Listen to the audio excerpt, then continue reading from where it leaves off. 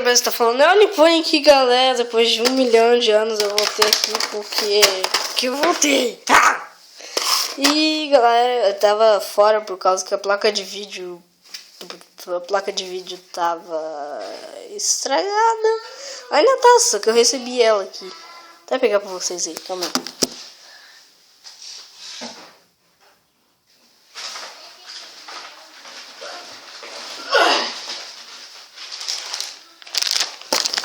Aqui é a placa de vídeo. Aqui dentro. Vou pegar ela aqui.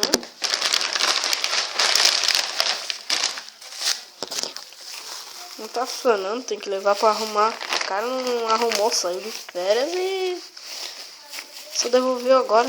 Tá aí, placa de vídeo aqui. Esses plásticos bolha. E tá tudo gasto. E o que eu recebi fica apertando tudo. Que droga.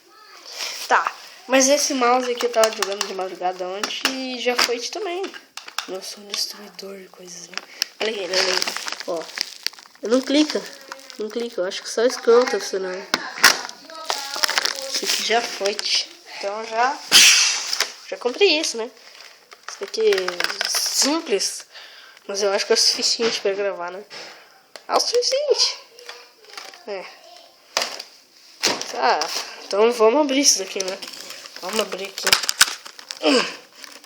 Calma aí, deixa eu... Onde é que eu posso posicionar essa bolsa? Aqui. Eu posiciono aqui, ó. Vamos abrir.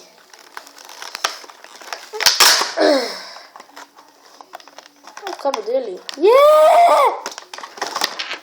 Aquele. Tem 10? Baymax. Yeah! Sofre daqui.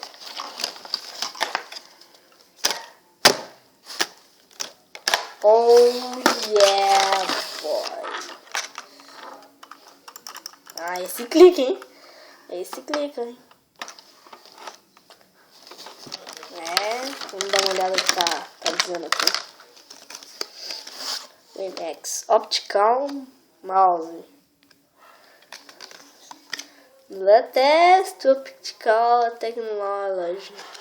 Avanced Optical Sensor allows high speed movement and pip not occur.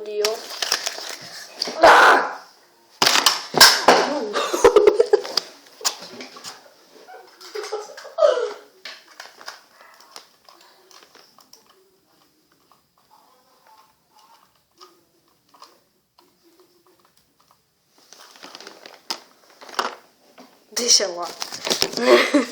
Eu vou ter que cortar isso.